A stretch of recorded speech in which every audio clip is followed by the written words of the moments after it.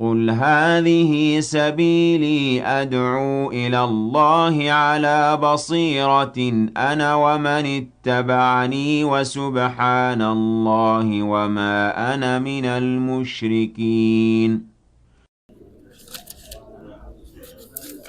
الحمد لله والصلاة والسلام على رسول الله وعلى آله وصحبه ومن والاه أما بعد السلام عليكم ورحمة الله وبركاته. Nous allons donc Inch'Allah continuer avec la deuxième partie de notre conférence qui sera Inch'Allah la dernière partie aussi. Nous étions donc en train de parler des différentes formes de contribution. On avait cité en premier lieu comme contribution le fait d'épargner la religion et les religieux de notre capacité de nuisance. Qu'on ne porte pas atteinte à la religion ni aux religieux. Deuxièmement, toi, le religieux, il ne faudrait pas aussi que tu ternisses l'image de la religion à travers tes actes. Troisièmement, défendre l'islam en fonction de nos capacités. Quatrièmement, raviver l'attachement de la religion et la sensibilité religieuse chez les musulmans tout en restant dans une certaine droiture ou modération. Pas dans le sens de l'islam modéré, hein, vous comprenez? C'est pas de ça que je parle. Cinquièmement, c'est apprendre sa religion afin de pouvoir faire tout ce qu'on a tantôt cité. Parce que sans instruction, cela n'est pas du tout possible. Non. Le sixième point que nous allons évoquer,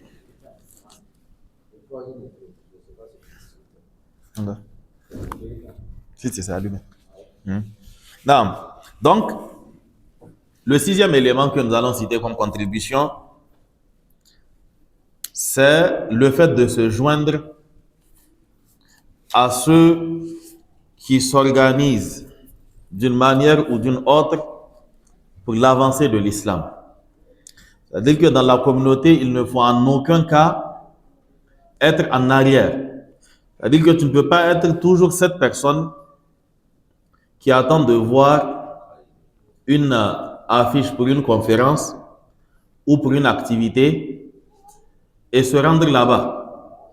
Il faudrait que toi aussi, selon ta situation, selon tes capacités, que tu apportes ta contribution. Cela peut se faire en relayant l'information. Cela peut se faire en motivant les autres. Cela peut se faire en enregistrant, en partageant. Cela peut se faire en se joignant à l'organisation pratique des choses, qu'il s'agisse du nettoyage, qu'il s'agisse de placer les équipements ou autres. Mais il faudrait dans tous les cas qu'il y ait de l'entraide. Parce qu'en réalité, personne ne le fait moyennant un salaire. Personne ne le fait moyennant quelque chose.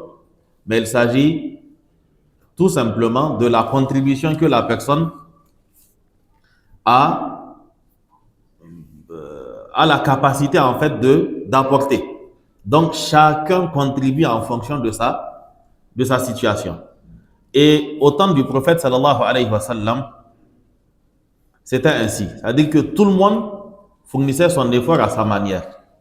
Et quand les gens n'arrivaient pas à fournir l'effort qu'il fallait fournir, alors ils étaient attristés. C'est-à-dire que tu n'as pas eu de l'argent à donner, tu n'as pas eu la force physique aussi pour pouvoir participer, tu n'as pas aussi eu l'occasion pour pouvoir apporter ta contribution, alors tu es triste.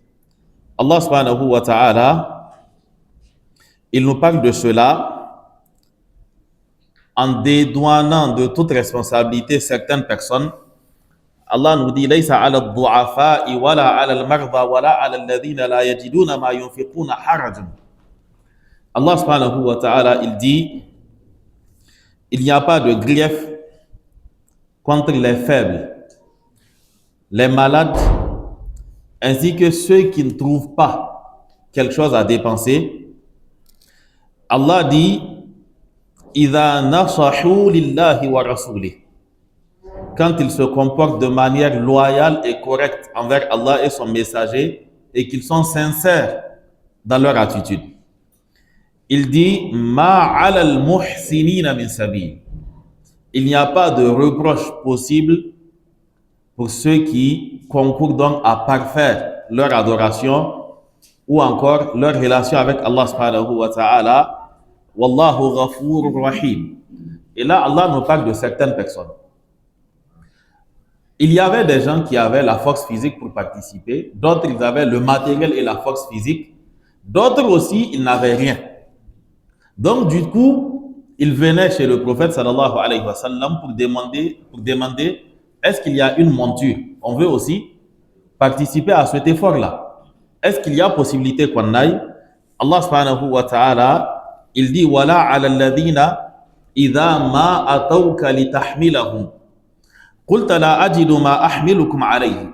Allah dit qu'il n'y a aussi pas de grief contre ceux qui n'ont rien à apporter et qui viennent te voir afin que tu leur accordes une monture pour qu'ils aillent eux aussi combattre et que tu leur dis La ajidu ma ahmilukum alayhi.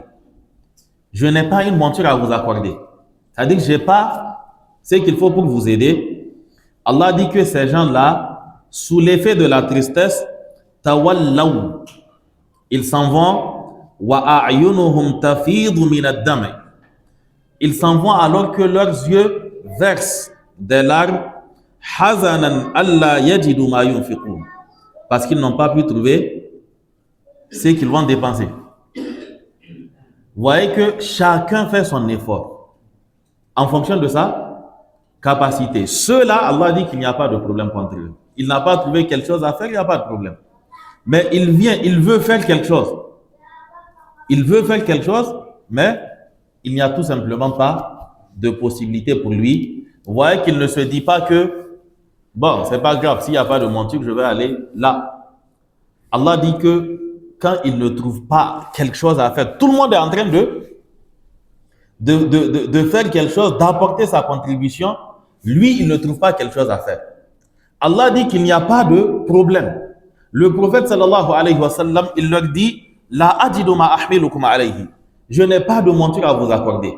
Allah dit Tawallaw wa a'yunuhum tafidu min ad-dam'i hazanan alla yajidu ma yunfiqun.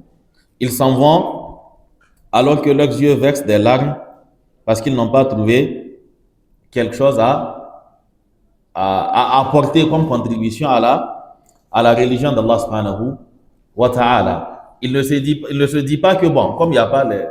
C'est-à-dire qu'il y a une certaine jalousie qui est là. Il y a une certaine compétition qui est là. Les autres font, tu ne fais pas. Alors que tu as réellement la capacité de faire quelque chose. Donc c'est pour dire que dans la communauté, personne ne doit être spectateur, personne ne doit être observateur.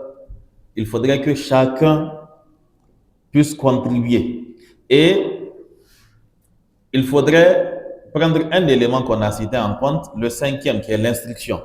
C'est pas toute personne c'est-à-dire que c'est pas à chaque fois que vous allez voir des gens se réunir pour faire soi-disant la promotion de l'islam qu'il faut nécessairement se joindre à eux. Mais il faut regarder à quoi est-ce que ces personnes appellent. Ok? Si la personne est en train de t'appeler à une confrérie, ou la personne est en train de t'appeler à sa personne, la personne n'est pas en train de t'appeler à t'acquitter du droit d'Allah et de son messager, alors sache que tu ne dois en aucun cas prêter main forte à cela. Donc, il faudrait aussi faire attention à ce détail-là. Et il faut toujours regarder le message qui est véhiculé avant de participer. Parce que très souvent, quand le cinquième point n'est pas respecté et que des gens se retrouvent pour faire la promotion de l'islam, alors ils vont se mettre à faire du n'importe quoi.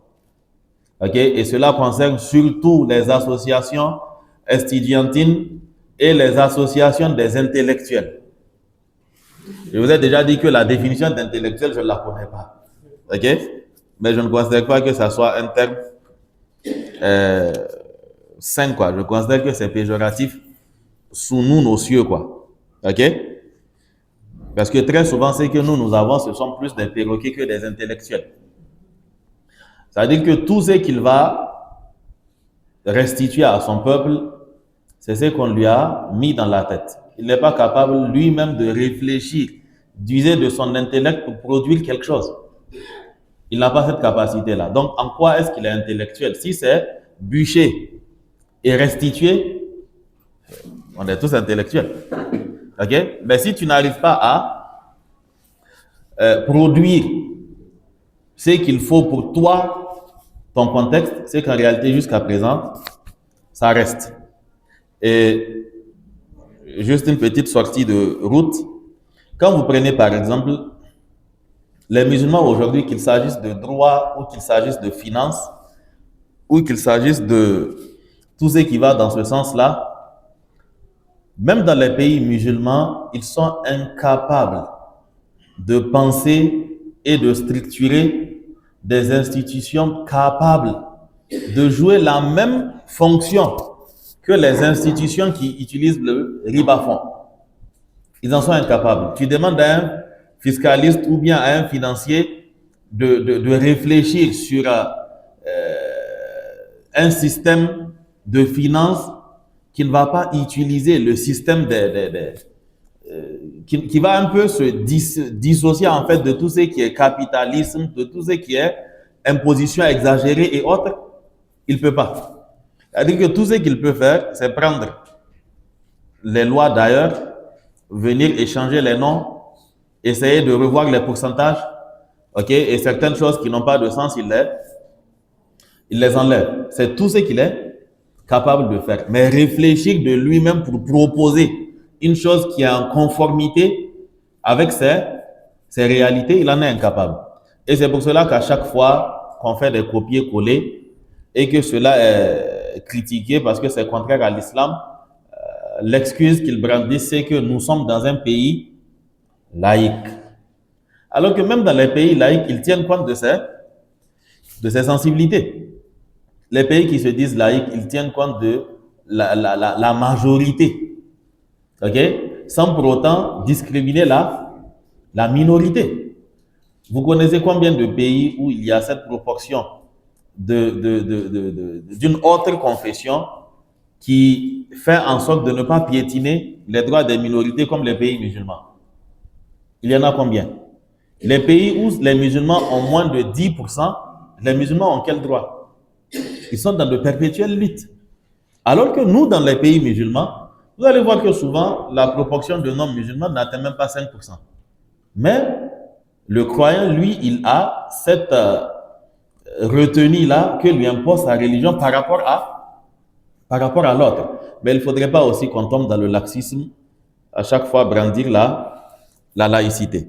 Une chose est sûre, chacun, en fonction de sa capacité, doit se joindre à l'élan donc de l'islam et apporter sa pierre. Et quand tu n'arrives à rien faire, tu dois t'inquiéter. Tu dois t'attrister. Tu ne dois pas être indifférent à la chose. Qu'est-ce qui fait de cette communauté la meilleure des communautés? C'est le fait qu'elle lutte à chaque fois pour reformer les gens, pour reformer la société. Quand toi, tu n'apportes aucune contribution, rien, ça veut dire que ta présence égale à ton absence, c'est qu'en réalité, tu dois t'inquiéter. Parce que comprenez une chose, quoi. Nos actes que nous posons, qui ne concernent que nous, nos personnes, si tout le monde revenait à cet état d'esprit, ça ne va pas avancer. La mosquée où tu pries, c'est quelqu'un qui a construit ça. Si lui, il avait agi comme toi, on n'aurait pas eu de mosquée où prier. Le tapis sur lequel tu pries dans la mosquée, c'est quelqu'un qui a mis ça. Si lui, il avait fait comme toi, on n'aurait pas eu de tapis. Le ventilo de la mosquée, c'est quelqu'un qui l'a mis. S'il avait agi comme toi, on n'aurait pas. Et aucun de tous ceux qui ont fait ces choses-là n'ont été envoyés par Allah. C'est-à-dire que ce n'est pas une révélation qu'ils ont reçue. Rien du tout. C'est-à-dire que c'est comme toi et il est exposé aux mêmes aléas de la vie que toi. Il aime l'argent même plus que toi peut-être. Mais il fait de son mieux. Donc il faudrait à chaque fois qu'il y ait cette jalousie. Le prophète sallallahu alayhi wa sallam, il dit que la jalousie ou bien l'envie n'est autorisée que dans deux cas. C'est quand tu vois quelqu'un qui a et qui dépense que tu souhaites aussi être dans la même situation que lui, avoir afin de dépenser. Donc il faudrait qu'on soit assez curieux et qu'on se pose souvent des questions. Ok? Là où je suis en train de prier, c'est quelqu'un qui a fait ça. Et chaque fois que je prie, lui, il prend des récompenses. Mais moi, je gagne quoi? Et moi, maintenant, comment je vais faire pour que moi aussi, j'ai la même chose? Parce qu'il y a une réalité qui est là. De nos jours, nos actes d'adoration que nous posons, c'est pas évident que ça puisse nous amener loin. Forcément, il faudrait que tu aies des dividendes sur les actes des autres. Pour toi seul, là, c'est pas du tout suffisant. Jeûner, tu n'arrives pas, tu as des ulcères. Même Ramadan, même c'est des quêtes que tu finis avec ça. Prier aussi, tu ne peux pas. Déjà, avant 30 ans, 40 ans, ton dos ne tient plus. Donc, les prières nocturnes, il ne faut pas compter. La lecture du Coran aussi, c'est compliqué. C'est-à-dire que la tête est déjà saturée par je ne sais quoi, ça ne rentre pas. Quand tu mets 2 versets, il y a 1,5 qui sort le lendemain. Ok? Donc, vous voyez, avec toutes ces réalités-là, et le temps aussi, tu ne sais pas. Souvent, tu as l'impression que vous êtes deux à utiliser ton temps. Ok? Ou bien que souvent, ça compte double, quoi. C'est-à-dire qu'une minute, c'est comme si on te prenait 2 minutes. Tu sais que tu t'es réveillé le matin, avant de te rendre compte, il est maghrib. La journée est terminée. Et tu ne sais même pas ce que tu as fait la journée. Maintenant, avec tout ça, si tu n'arrives pas à voler dans le bon sens des bénéfices de l'autre, c'est compliqué. Imaginez quelqu'un qui construit une mosquée, un autre qui vient enseigner dans la mosquée la Surat al-Fatiha à des enfants. Les enfants là, ils vont lire la Surat al-Fatiha jusqu'à leur mort. Et même s'ils ne veulent pas, même s'ils détestent, c'est lui qui a construit la mosquée là. Sauf s'ils ne vont pas lire la Fatiha. Lui, il aura des hasanats dans leur lecture. Donc, vous voyez que les gens sont en train de se dépasser dans ce sens-là. Donc, il faudrait que chacun fournisse un effort. Et il ne faut pas du tout rester à ne rien faire. Tu fais ce que tu peux. Là, le reste, Allah subhanahu wa ta'ala mettra sa bénédiction. 7e contribution, c'est ce qui est le plus difficile pour l'âme, c'est le fait d'investir son argent. Le fait d'investir son argent, c'est très compliqué. Ok? C'est très compliqué. Allah subhanahu wa ta'ala, il nous rappelle cette réalité. Le fait que l'homme, quand il est question de dépenser, alors il se fait avare. Mais le problème, en fait, c'est que avant d'avoir l'argent, il a tendance à se convaincre qu'il est en train de chercher l'argent pour faire la promotion de l'islam. Et avant qu'il n'ait l'argent, il va jurer sur tous les cieux que les richards ne contribuent pas à l'avancée de l'islam. Allah subhanahu wa ta'ala, il nous dit wa minhum man ahad Allah. Et parmi eux, il y en a qui ont promis à Allah subhanahu wa ta'ala la in atana min fadlihi, si jamais il nous accorde sa richesse, la nasaddaqanna, nous allons dépenser, nous allons faire l'aumône, wa lanakunanna min as-salihin, et nous serons parmi les vertueux. Ça, c'est leur engagement qu'ils ont pris. Allah dit falamma atahum min fadlihi, et quand Allah leur a accordé de sa richesse, bakhilu bihi, ils ont été avares. Ils n'ont pas pu donner comme il l'avait dit Allah dit watawallaw, et ils se sont détournés wa hum mu'ridun. Donc, ils ont promis, ils n'ont pas du tout tenu parole. Avant, quand sur les bancs, vous essayez d'organiser les activités, c'est-à-dire qu'il y a cette frustration-là, vous dites que non, les richards ne font que construire des mosquées, ils ne font rien pour l'avancée de l'islam. Et là, tu es arrivé à leur place. Et au moins, ils ont construit des mosquées dans lesquelles toi, tu pries. Et là, toi, tu as fait quoi? C'est-à-dire qu'aujourd'hui, quelle est la mosquée où tu as participé avec une brique? Pas une brique 1 million. Hein. Je parle de une brique. Les briques de 15 là, vides. Les briques... comment on appelle ça? Les briques creuses là, même pas une brique pleine. Les briques 15, non? Tu en as mis combien? C'est-à-dire, est-ce qu'il y a une seule mosquée sur terre où il y a ta brique qui est là-bas? Pourtant, une brique, c'est pas comme c'était impossible pour toi. Ou un sac de ciment. C'est-à-dire que tu passes, tu vois une mosquée qui est en construction et puis tu passes, tu donnes un sac, tu dis que c'est ta contribution qui est là. C'est où tu as fait ça? Ok? Allah subhanahu wa ta'ala dit Innama al-hayatu dunya la'ibun wa lahun. La vie d'ici-bas, elle n'est que jeu et futilité, amusement, distraction. Allah dit wa in tu'minu wa tattaqu. Et si vous croyez en Allah subhanahu wa ta'ala et que vous le craignez, yu'tikum ujurakum. Alors Allah vous accordera vos récompenses. Wala yas'alkum amwalakum. Et Allah ne vous demandera pas de votre richesse.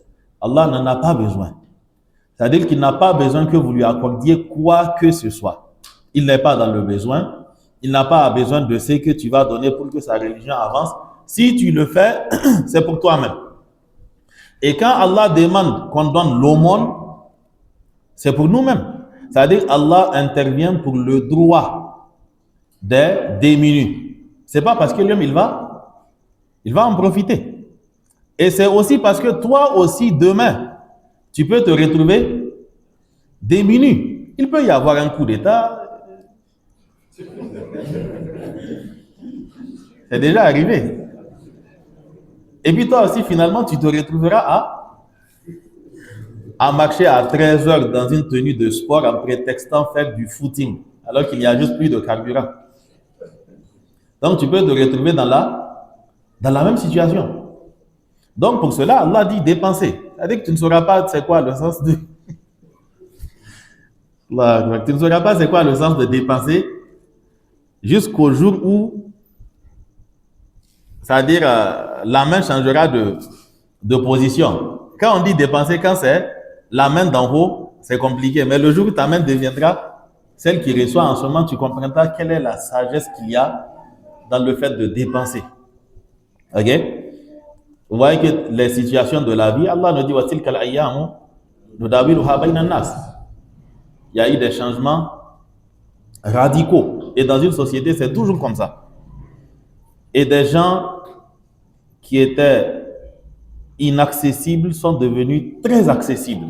Rigueur même, c'est eux qui cherchent les gens. Ok? Des gens qui ne pouvaient pas rentrer dans la mosquée parce que ils sont à un niveau où ils se disent que bon, maintenant ils sont là. Souvent, c'est eux qui étalent les nattes.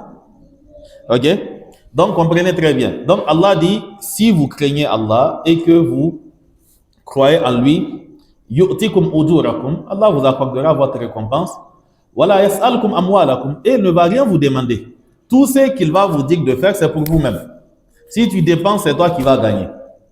Si tu ne dépenses pas, c'est aussi toi qui vas perdre. Allah n'a rien à faire de cela.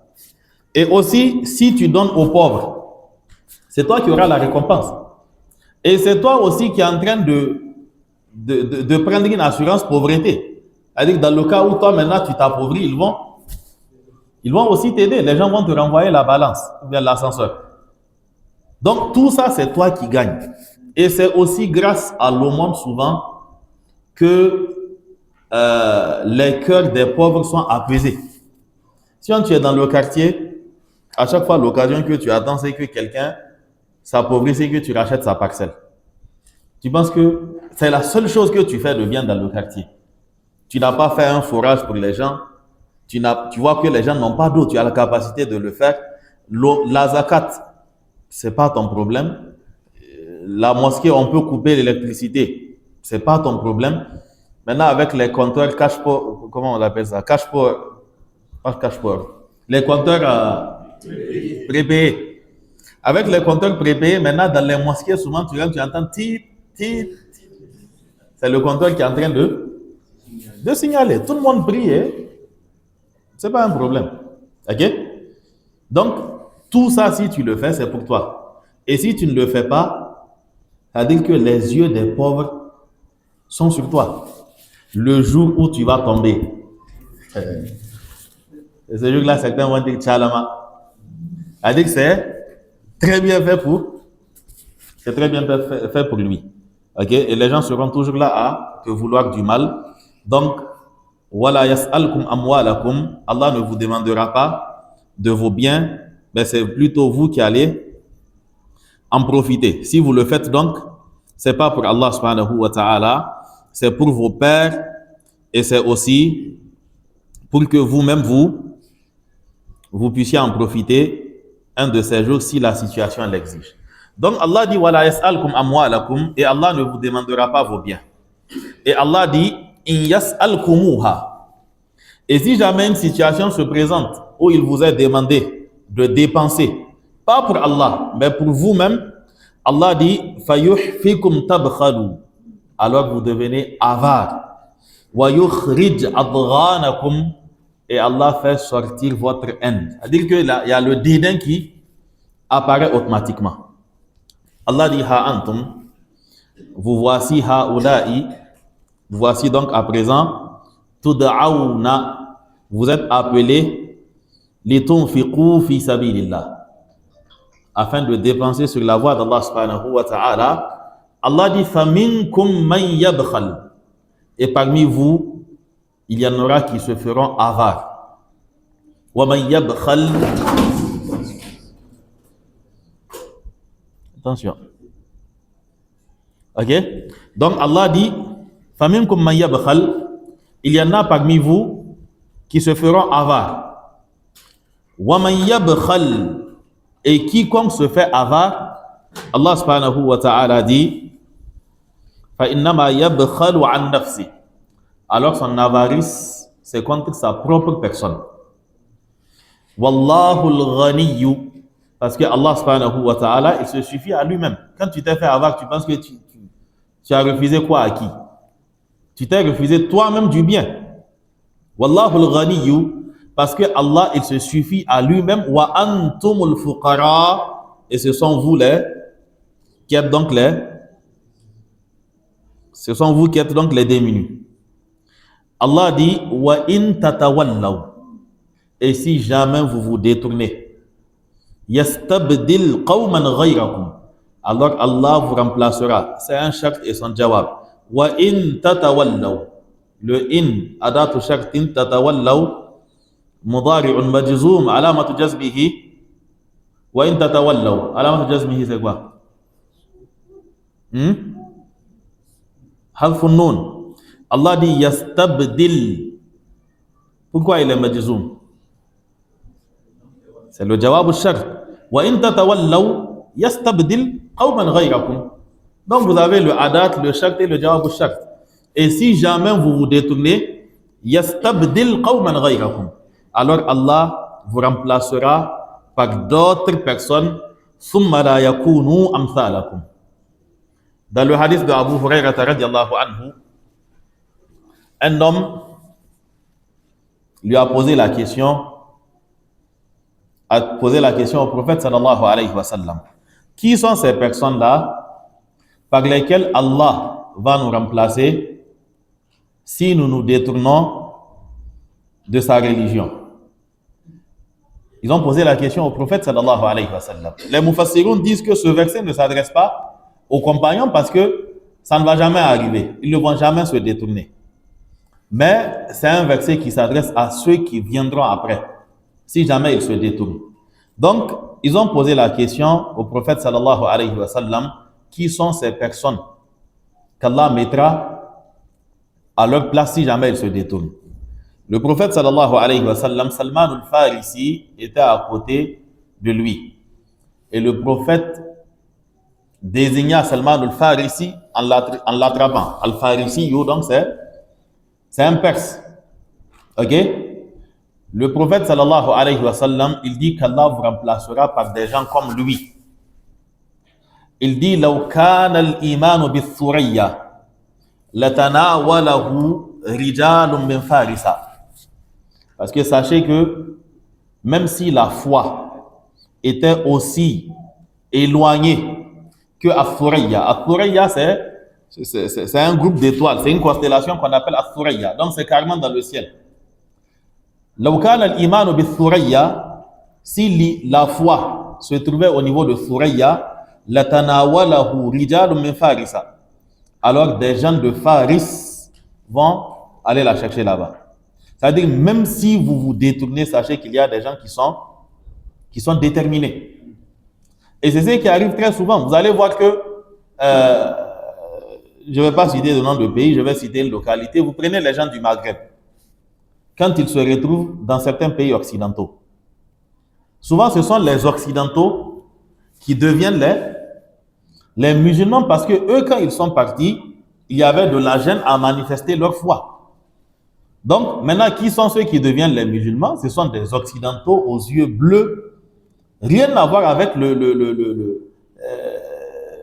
avec ceux qui étaient connus dans la communauté. Vous allez voir, pendant les cours de certains savants, son élève le plus proche qui lit le document pendant qu'il fait le commentaire, c'est un Chinois. Vous avez certainement vu un certain Abdelaziz As-Sini. Ok? Pendant les cours de... c'est qui? Al-Usaymi, je pense bien. C'est un Chinois. Ou bien pendant les concours de Coran, souvent vous allez voir des pays où vous vous interrogez, est-ce qu'il y a des musulmans? Et vous le voyez, il apparaît, c'est pas un arabe, c'est pas un noir, c'est pas... Voilà, et il est musulman. Donc, dans tous les cas, l'islam, elle est universelle.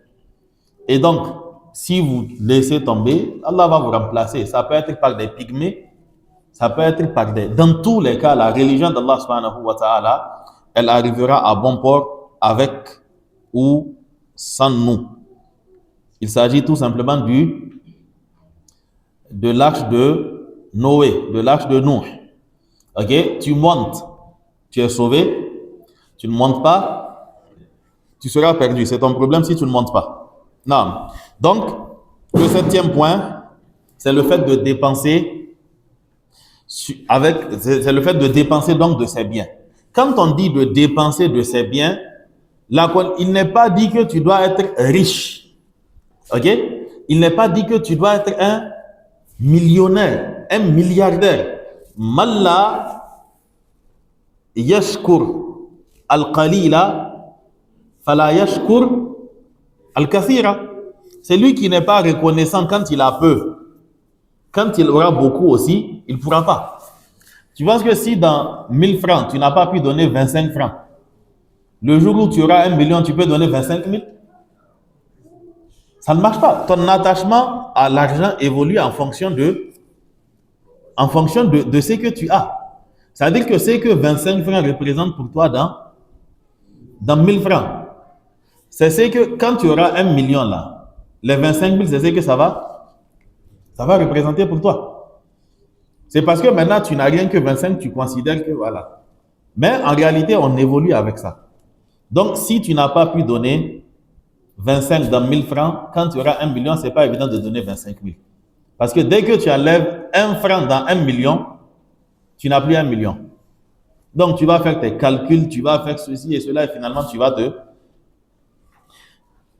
te décourager. Sachez que dans toute communauté, il faut nécessairement 3 types de personnes pour que les choses avancent.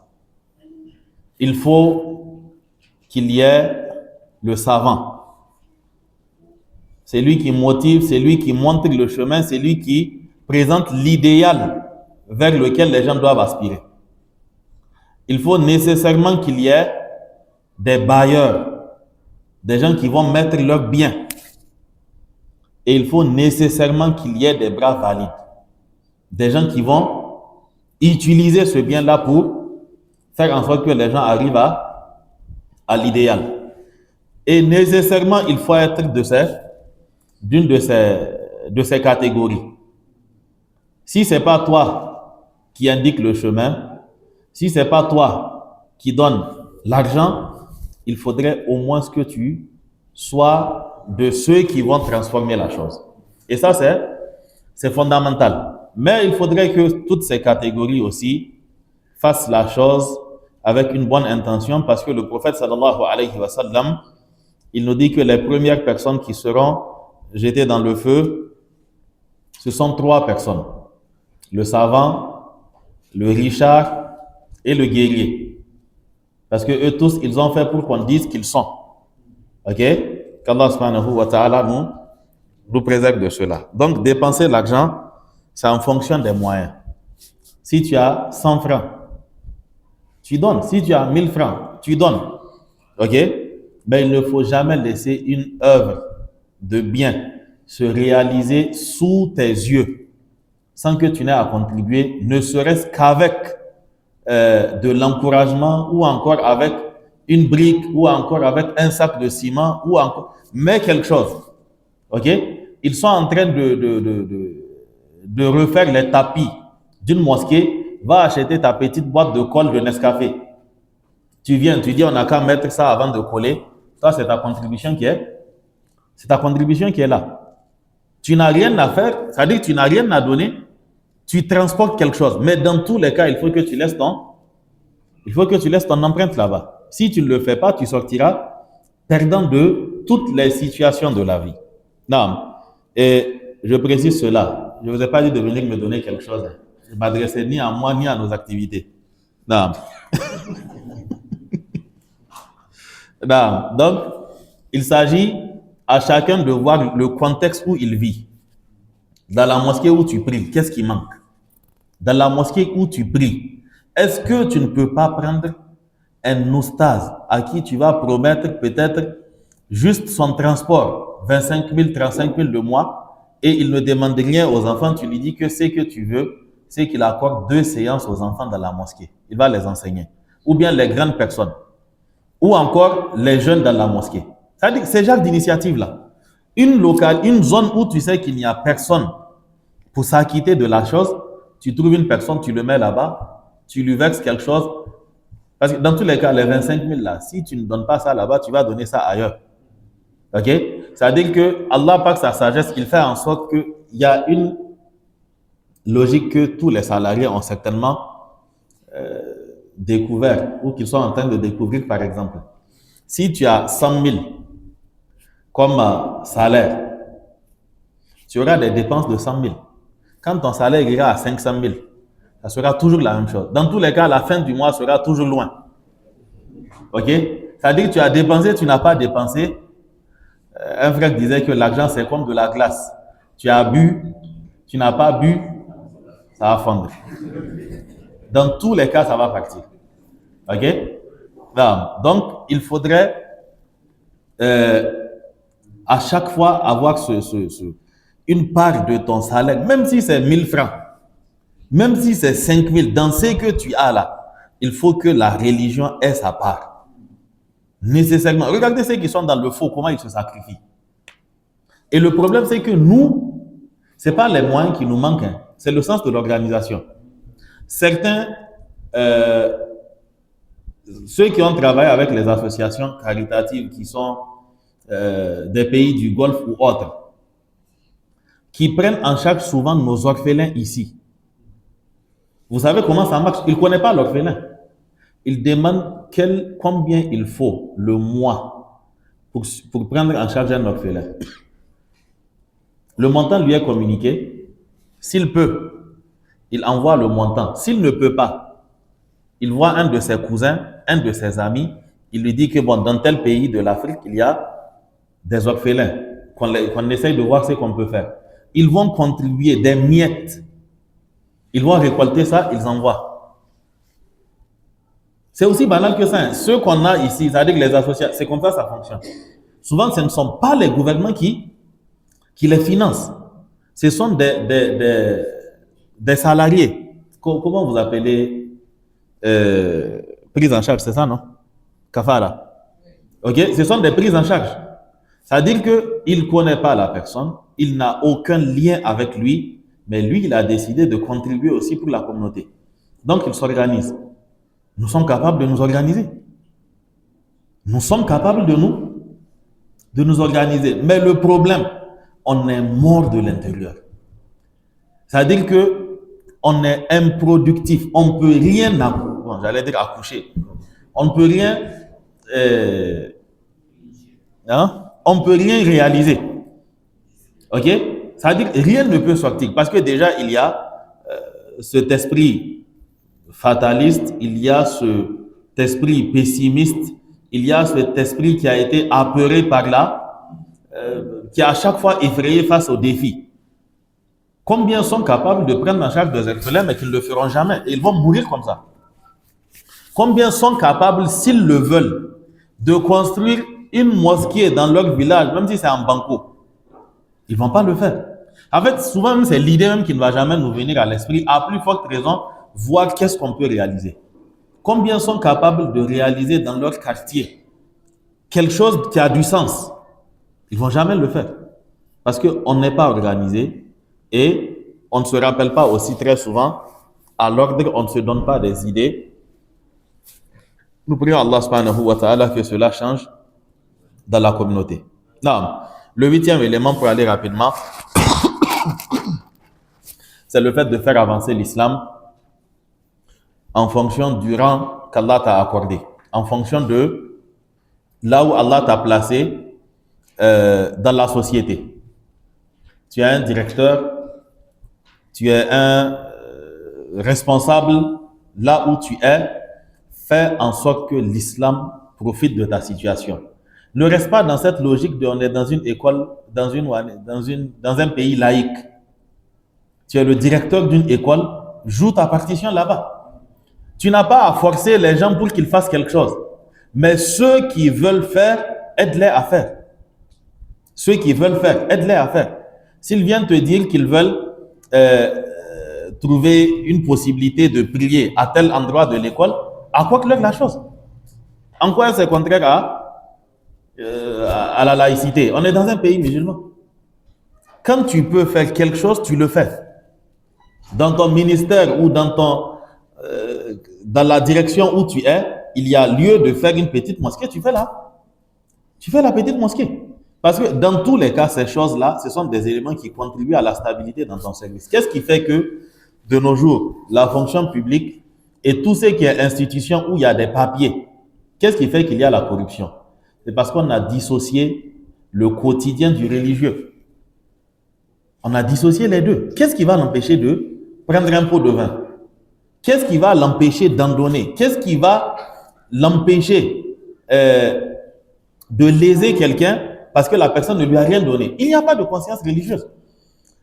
Aucune conscience religieuse. Rien ne va l'empêcher d'agir de la sorte. Et à force d'avancer dans cette logique-là, malheureusement, même ce qui est illégal tend à devenir légal et on avance comme ça. Donc, si Allah t'a confié une responsabilité, fais en sorte que tu puisses impacter les gens. Parce que là, tu as un certain rang où tu es écouté. Ok? Tu as un niveau où tu es écouté. Ok? Un frère qui a été, il s'est retrouvé à la tête d'une institution récemment, ça fait un peu longtemps. Il se rendait à la mosquée. Sur plusieurs jours, les vigiles et autres l'ont vu à la mosquée. Et lui disent que bon, pour eux c'est nouveau, parce que l'ancien qui était là, lui, on ne l'a jamais vu. On ne l'a jamais vu à la mosquée. Et lui, il est trop grand pour venir à la mosquée. Donc, vous voyez que rien que ça va pousser les autres qui gagnent 5 fois moins que toi et qui pensent qu'ils sont hyper occupés par le travail, c'est qui les empêche de descendre, ça va les pousser à descendre. Ok? Donc, tu auras fait quelque chose de manière silencieuse dans tous les cas. Mais selon ta capacité, fais ce que tu peux.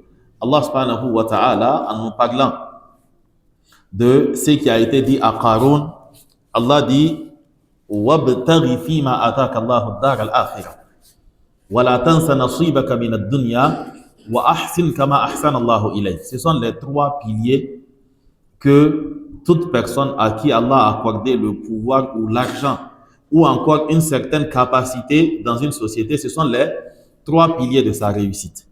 Quel que soit là où Allah t'a mis, tu dois chercher en priorité la religion. En priorité.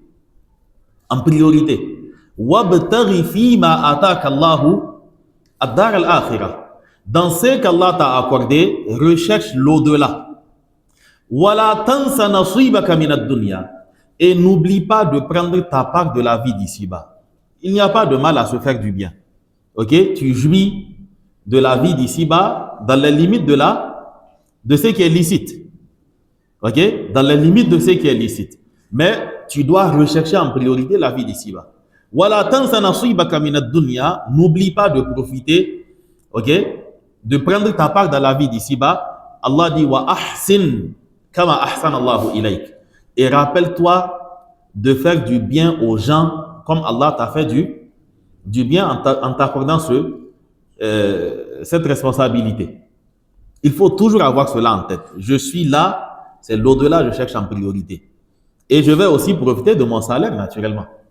Ok? Et je vais aussi contribuer au bien-être de la société comme Allah m'a mis dans cette situation-là, qu'Allah subhanahu wa ta'ala nous aide. Il ne faut pas, je le répète encore, prendre la laïcité comme étant un blocage. Vous savez, nous sommes un peuple où souvent les intellectuels vivent dans un monde qui n'existe pas. C'est-à-dire que lui, avec son gros français, il ne se rend pas compte qu'il est un spécimen rare dans la société. Le taux d'alphabétisation dans nos pays, il est de combien de pourcents? Hein?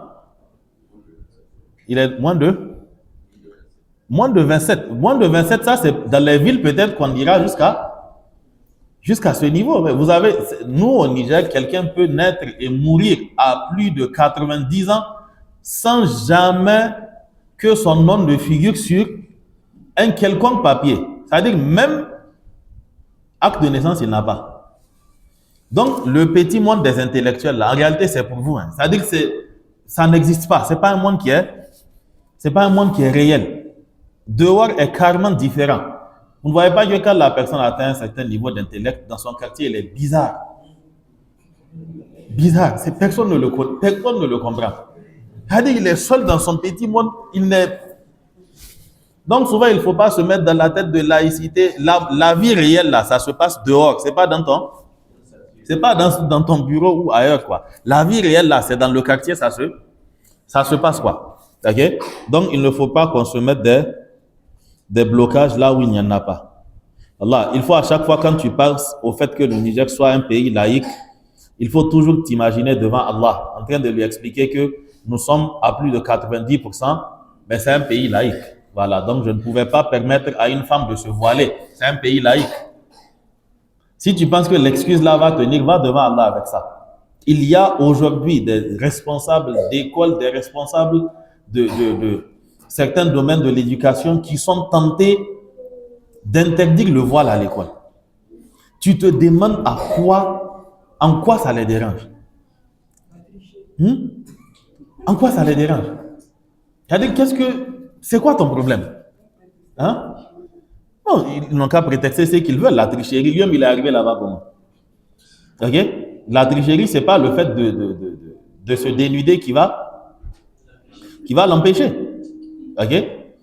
Donc, il faut qu'on se libère de cet esprit-là et il faut que les intellectuels descendent au niveau du peuple.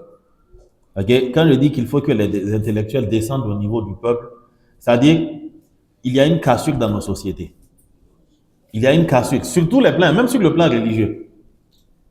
Vous allez voir qu'avec son français tordu, où il ne différencie pas encore le et le la, si on organise un prêche, et puis c'est en germain, ou bien c'est en hausa, il va dire que non, Bon, souvent je ne comprends pas trop bien. Tu m'as acquis. Ton français n'est pas arrivé là-bas. Quand tu es en colère et puis tu viens insulter des enfants, tu les insultes dans quelle langue? En français, ça ne sort pas. Tu reviens en bas. Et tu veux nous faire comprendre que non, quand c'est en germain, quand c'est en Hausa, et puis les prêcheurs là, ils ne connaissent pas trop la réalité du monde. Je vous dis qu'il n'y a pas une seule personne au Niger qui prêche en français, qui a étudié la religion en français. Ça n'existe pas. Ça n'existe pas. Si vous en connaissez aussi, bon, moi je n'en connais pas. Ceux-là qu'on dit ne pas connaître la réalité, là, c'est devant eux, tu t'agenouilles avec ton livre. Et c'est chez eux tu étudies. Et tu penses que c'est toi qui connais la réalité, tu ne sais pas comment on fait les ablutions. Et chaque fois que tu dois voyager, tu te demandes comment on fait. Parce que tu connais la réalité. Aujourd'hui, qu'un proche décède, tu ne sauras jamais comment répartir l'héritage. Et même si tu demandes à copilote ou bien à chat Wanene, tu ne vas pas t'en sortir. Ok? Donc vraiment, il faudrait que la cassure là, il faut qu'on descende bas, quoi. Ok? Donc, le 9e élément, pour aller vite, c'est le fait de redonner aux mosquées leur fonction. Le fait de redonner vie aux mosquées. Nos mosquées sont mortes. Réellement, nos mosquées sont mortes. Aujourd'hui, tu veux apprendre la religion, tu veux apprendre le Coran, tu veux apprendre le tajwid, tu veux apprendre l'arabe, tu ne sais pas où tu vas aller. Parce que dans tout ton quartier, tu ne vois pas. Et les mosquées ne sont là que pour officier les 5 prières. Et les 5 prières aussi, c'est qui dirige? L'imam, il lit la Fatiha, tu ne sais pas si il lit ça à l'envers, tu ne sais pas s'il lit ça en langue locale. Ok? Il n'y a pas de différence entre les ha, les ha, les kha. Il n'y a pas de différence entre le za, le sa, le tha, tout est la même chose. Il lit seulement en avance. Ok? Mais malgré tout, c'est lui le cheikh l'islam. Parce que le jour où il s'absente, personne ne passe. On l'attend 5 minutes. Les 5 minutes là, c'est pas parce qu'on aime l'attendre. Hein. Mais il n'y a personne pour le remplacer. Surtout quand c'est une prière de Maghrib ou Isha ou Fajr. Parce que là-bas, c'est compliqué. Ok? C'est une prière à haute voix, donc facilement tu vas. Les gens vont se dire que, ok, donc Zour et Asr, c'est ce qu'ils faisaient, quoi. Ok? Donc il faut que les mosquées soient réorganisées. Il faut que les mosquées reprennent leurs fonctions. Et un dernier élément, peut-être qu'on n'aura pas l'occasion de faire le 10e. Un dernier élément, il faut savoir que, c'est vrai, à chaque fois je tombe sur les intellectuels, mais on dit que la chèvre broute là où elle est attachée, quoi. Donc, il y a une réalité qu'il faut savoir, quoi. Quand Allah subhanahu wa ta'ala te permet d'avoir la science moderne, quand Allah te permet en fait d'avoir la maîtrise de certains outils, certaines choses qui vont avec le temps, il faudrait que tu puisses utiliser ton savoir-faire pour l'avancée de l'islam. Tu as une formation en gestion de projet, il faut que parmi tes projets, il y ait la mosquée, il faut qu'il y ait le quartier, il faut qu'il y ait vos pâtés de maison qui sont à côté. Parce que forcément, tes enfants vont grandir. Ils doivent avoir des amis. Ils vont fréquenter des gens. Ton enfant, tu ne peux pas l'enseigner toi seul. Hein. Donc, quand tu mets en place ces genres de cadres-là, il faut savoir que tu seras le premier à bénéficier de ça. Il faudrait nécessairement que les intellectuels s'investissent dans la vie réelle et dans la réorganisation du cadre religieux. Il faut, souvent vous savez, avant, les savants vivaient dans une certaine dignité. Ok? Leur salaire ne venait pas d'individus.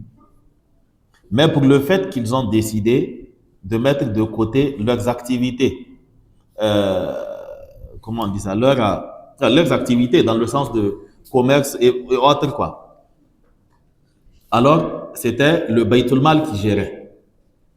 Tu viens, tu t'assois, tu es là, tu dois diriger la prière, toutes les 5 prières, tu dois enseigner les fidèles de la mosquée, tu dois veiller à l'organisation de la mosquée et tout le reste. Donc, du coup, tu ne peux pas aller vaquer à tes occupations. Donc, c'est l'État qui t'accordait cela. Donc, il y avait une certaine dignité.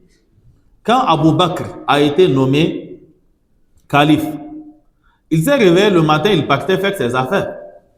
Les compagnons lui ont demandé, tu vas où? Il dit, je vais faire mes affaires. Ils lui ont dit que non, tu restes et on évalue tes besoins et maintenant c'est le Baytul Mal qui va prendre ça en charge. Parce qu'il y a des personnes qui sont indispensables dans une société. Et forcément, ces personnes, il faut les mettre à l'abri du besoin pour qu'ils puissent se concentrer sur la société. Et ce sont seulement c'est seulement dans un cadre organisé que la chose peut se faire tout en préservant la dignité de l'autre. Parce qu'il aura l'impression d'être engagé officiellement, de bénéficier d'un salaire réel, mais pas comme quand quelqu'un construit une mosquée et qu'il l'appelle pour qu'il vienne diriger la prière. Il se sent, le hadith dit quoi? Al-yadu al-ulya khayrun min al-yadi as-sufla. La main qui donne est meilleure à celle qui reçoit. Si l'autorité religieuse se retrouve en bas, la vérité ne sortira pas. La vérité ne sortira pas. Et il y a toujours ces individus qui essaient de s'aimer la zizanie entre l'imam et le al-hajj qui lui paye le salaire. Le al-hajj, dans ses activités commerciales, il s'adonne à des transactions qui sont illicites. Un jour après la prière de Isha, quelqu'un va se lever. Il sait que al-hajj fait ça. Et il va te poser la question. Qu'est-ce que l'islam dit du fait que dans le commerce, on fasse telle chose et telle chose? Toi, tu connais la réponse. Et tu sais que l'autre t'a posé la question parce que Allah est là. Mais tu sais aussi que si tu réponds, Allah va répondre aussi. La vérité ne peut pas sortir comme ça. Tant qu'il n'y a pas de liberté, où tu dis et puis il n'y a rien, tu ne crains rien, ce n'est pas évident. Ok? Ce n'est pas du tout évident. Le problème de ce pays, ce sont les intellectuels. Ok? Sur le plan matériel, c'est vous qui détenez les institutions. Ou bien, celui qui est au village, lui, il fait quoi? Il fait rien, il subit. Tu n'as pas un certain nombre de diplômes, tu ne peux pas être une autorité. Donc, c'est eux qui détiennent l'argent du pays, c'est eux qui ont le pouvoir, c'est eux qui ont tout. Mais le problème de l'intellectuel, c'est que c'est un bureau, il vise. Même son village n'a pas profité de son diplôme. Il a étudié l'agronomie. Il est revenu. C'est l'État qui a payé sa formation. Il est revenu. Il n'est pas capable de se demander, bon, dans ma localité, quelle est la nature du sol et qu'est-ce qui peut bien pousser là-bas? Comment faire pour bien exploiter? Rien de tout ça. Rien de tout ça. Donc, les autres pays, vous pensez que tout le monde est allé à l'école pour que ça change? C'est des gens qui ont étudié et ils ont œuvré pour que les conditions de vie des autres changent. Sur le plan religieux, c'est la même chose qui doit être faite. Il faut que ceux qui ont les moyens et qui savent comment on met en place un système autonome, il faut qu'ils réfléchissent et qu'ils trouvent des solutions pour toute la communauté. Un dernier élément qu'on avait déjà dit une fois, je pense que c'était l'attitude du musulman en temps de fitna ou bien quelque chose comme ça. Vous savez, dans une société, tant que ceux qui sont à l'aise se mettent de côté et gèrent leurs problèmes seuls, ça va toujours retomber sur toute la société. Qu'est-ce qui fait que les groupes terroristes et autres prennent de l'ampleur dans les zones les plus reculées? Ce sont des zones où les ressortissants, quand ils quittent, ils sont partis pour de bon. C'est-à-dire que personne n'a le souci, c'est que j'ai eu, de faire profiter ceux qui sont loin. afin d'améliorer la situation. Il n'y a pas d'instruction religieuse, il n'y a rien. Rien du tout. Les localités où il y avait des savants, des gens qui étaient éclairés, dès que la fitna a commencé, ils ont compris de quoi il s'agissait. Ils ont automatiquement averti les gens. Faites attention, ce sont des khawarij. Le prophète en a parlé il y a tel nombre d'années. Donc faites attention. Certains d'entre eux se sont fait tuer, mais au moins ils ont transmis le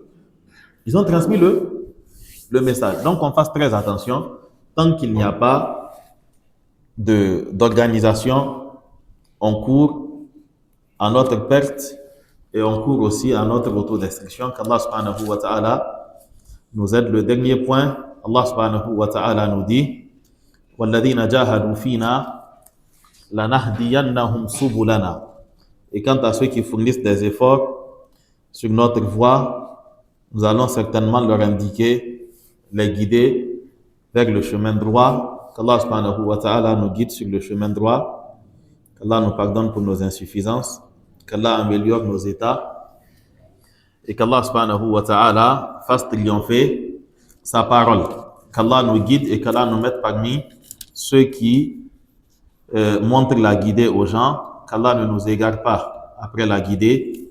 Et qu'Allah subhanahu wa ta'ala ne nous tienne pas à rigueur pour nos faiblesses, nos insuffisances, nos lacunes. Et qu'Allah subhanahu wa ta'ala fasse de nous des pions de sa religion.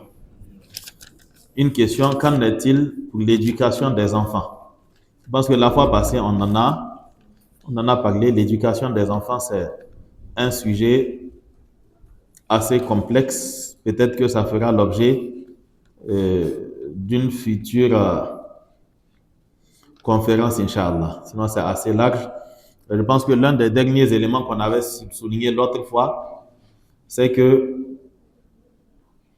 les enfants, c'est un dépôt et à chacun de voir comment est-ce qu'il va s'arrêter devant Allah subhanahu wa ta'ala pour donner la réponse à la question comment est-ce que tu l'as préservé.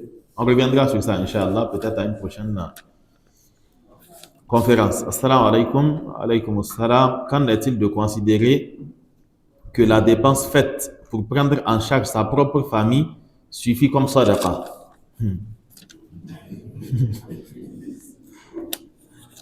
Je réponds en reprenant la même phrase. Ok. Le fait de dépenser pour prendre en charge sa famille est une sadaqa, mais pas suffit comme sadaqa. Ok? Le prophète sallallahu alayhi wa sallam dit que tout ce que l'homme fait est une aumône. Il est parti jusqu'à dire وَتَبَسُّمُكَ فِي وَجْهِ أَخِيكَ صَدَقَةً. Le simple fait que tu souris à ton frère, c'est une aumône. Et il dit que l'homme est récompensé pour tout ce qu'il fait, حَتَّى اللُّقْمَةُ يَجْعَلُهَا فِي فِي امْرَأَتِهِ, jusqu'à la bouchée qu'il met dans la bouche de sa femme. Donc ce sont des aumônes, la personne est récompensée pour ces choses-là, mais est-ce que ça suffit? Ça ne suffit pas. Et si ça t'empêche de t'acquitter de tes autres droits envers Allah subhanahu wa ta'ala, c'est que tu es un perdant. Allah subhanahu wa ta'ala nous dit Ya ayyuhalladhina amanu la tulhikum amwalukum wa awladukum an dhikrillah wa ma yaf'al dhalika fa ulaika humul khasirun wa anfiqu mimma razaqnakum min qabli an ya'tiya ahadakumul mawtu fayaqula rabbi lawla akhartani ila akhiri al-aya. Allah subhanahu wa ta'ala dit que ne soyez pas détournés du rappel d'Allah par vos biens et vos familles. Et celui qui fait cela est certain perdant. Et dépensez de ce que nous vous avons accordé avant que la mort ne se présente à l'un d'entre vous et qu'il dise en ce moment, oh Allah, si seulement tu rallongeais mon terme afin que je dépense et que je sois du nombre des bienfaisants. Et Allah subhanahu wa ta'ala nous dit, Ya ayyuhalladhina amanu, inna min azwajikum wa awladikum aduwwan lakum fahdharuhum. Ô vous croyants, il y a en vos biens il y a en vos femmes. Dans la suite du verset, Allah parle de aussi bien femmes, enfants que les biens. Il y a en eux c'est-à-dire un ennemi pour vous. Faites donc attention. Et Allah nous dit en plus de cela que innama amwalukum wa auladukum fitna. Vos biens et vos enfants sont pour vous une fitna. Donc faites attention. En aucun cas, la charge qu'on supporte au niveau de la famille ne doit être une excuse pour ne rien faire pour la religion. Parce que sache que l'intégrité de ta famille dépend de l'intégrité de la religion. En aucun cas. Okay? Il faut dans tous les cas avoir quelque chose à faire. L'excuse de la famille et du travail et autres, c'est l'excuse qu'avançaient ceux qui ne participaient pas aussi aux luttes au temps du prophète sallallahu alayhi wa sallam. Leur excuse c'était quoi? Inna buyutana ou encore shaghalatna amwaluna wa ahluna. Ok, nous avons été occupés par nos biens ainsi que nos familles. Ok, donc oui, le droit de la famille, mais il faut toujours avoir quelque chose à côté. Toujours avoir quelque chose à côté. Non, donc oui, le fait de dépenser pour sa famille est prioritaire quand il s'agit de les mettre à l'abri des besoins primaires. Mais s'il faut d'abord que tu envoies toutes tes femmes au Hajj et à la Umrah, s'il faut que tu finis de marier les 4, s'il faut que... Ça ne va pas finir. Ok? Tu ne vas jamais finir avec ces choses-là. Vous pensez qu'il y a un niveau où on arrive où c'est bon, tu t'es déchargé de tout ce qui est charge de la famille, maintenant tu vas commencer à... La vie là, c'est un piège. C'est-à-dire que le temps que tu finisses avec les charges là, tu es arrivé à la retraite. Tu es arrivé à la retraite. Ça passe très vite. Et les charges là, nous sommes une société pro-nataliste. Les charges n'augmentent pas selon une logique arithmétique, ce n'est pas du tout le cas. Ok? C'est des expos, ce sont des suites géométriques, quoi. C'est-à-dire que tu es à 2 ans plus tard, tu es passé à 6. Le temps qu'on se rende compte, le nombre de femmes a augmenté, tu t'es retrouvé avec 24. Tu penses que les charges vont finir quand ça? Hein? Qu'Allah nous aide. Non, donc la charge n'est pas une excuse. C'est vrai.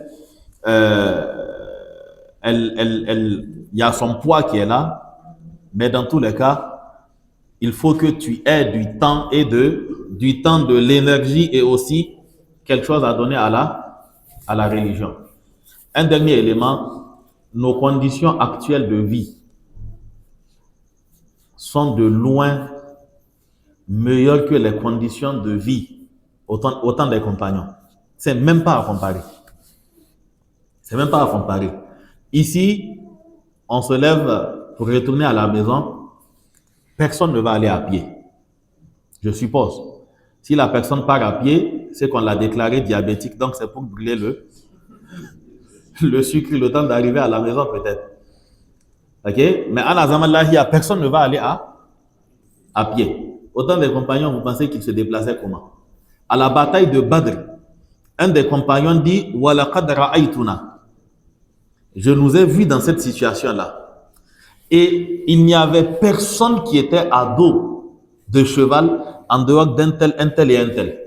Nous tous, on était à pied. Et les mécréants étaient de l'autre côté, 3 fois notre nombre. Et ils étaient ils étaient à dos de cheval et autres. Ok? Donc, il faut être toujours dans cette logique-là. Et Allah nous rappelle cette réalité en appelant le fait de se mettre en arrière. Allah nous dit, en ce qui concerne ceux à qui il ne donne pas l'occasion de lutter ou bien de s'investir dans la religion, Allah nous dit qu'en réalité, souvent, c'est un signe montrant qu'il ne les aime pas. Ok? Ils n'ont pas pu, et Allah dit que وَلَكِنْ كَرِهَ اللَّهُمْ بِعَافَهُمْ فَثَبَّطَهُمْ Allah a détesté que ceux-là fassent partie des rangs et les a fait asseoir là-bas. Donc, on fasse très attention. C'est-à-dire qu'on ne se mette jamais en arrière de cette chose-là en brandissant les excuses. Et le principe qu'il faut avoir dans sa vie, c'est que toute forme d'excuse que tu peux avancer, qu'un autre a refusé d'avancer, ça ne peut plus servir d'excuse. Ok? C'est-à-dire que vous partagez les mêmes réalités, vous avez les mêmes excuses, mais lui, il a refusé l'excuse là. Il a décidé de lutter malgré ça. Tu vas avancer quelle excuse? Si lui aussi, il pouvait l'utiliser comme excuse, mais il ne l'a pas fait. Ok? Et il y a toujours des excuses et des prétextes à chacun d'être sincère envers lui-même et avant tout d'être sincère envers Allah subhanahu wa ta'ala et d'être conscient que il le fait pour lui-même. S'il l'a fait, c'est bien. S'il ne l'a pas fait aussi, c'est son problème. Non. Donc, on arrête sur ces mots-là en demandant à Allah subhanahu wa ta'ala sa miséricorde et en lui demandant aussi son pardon, qu'Allah nous assiste. Et si toutefois pendant la première ou la deuxième assise, pendant les mots, pendant les exemples ou pendant les différents sujets qui ont été développés, certains se sont sentis concernés, c'est qu'ils sont réellement concernés, donc ils changent. C'est ça pour dire qu'on s'excuse, ok? Donc, dans tous les cas, le principe, vous savez bien qu'on ne va pas venir raconter l'histoire de nous et raconter ce qui s'est passé à nous, entre nous et son peuple, sans tirer de leçons. Allah ne nous a pas raconté toutes ces histoires-là juste pour qu'on les écoute sans tirer de leçons. Et si dans une intervention, chacun ne trouve pas son compte ou encore son erreur, et celui qui parle et ceux qui écoutent, c'est qu'en réalité, rien n'a été fait parce que l'objectif, c'est justement d'appuyer là où ça fait mal afin de trouver la solution. Qu'Allah subhanahu wa ta'ala nous pardonne. On se reverra, Inch'Allah, en début du mois de février pour une autre conférence avant le mois de Ramadan, Inch'Allah. سبحانك اللهم وبحمدك أشهد أن لا إله إلا أنت أستغفرك وأتوب إليك وصلى الله على نبينا محمد وعلى آله وصحبه وسلم والسلام عليكم ورحمة الله وبركاته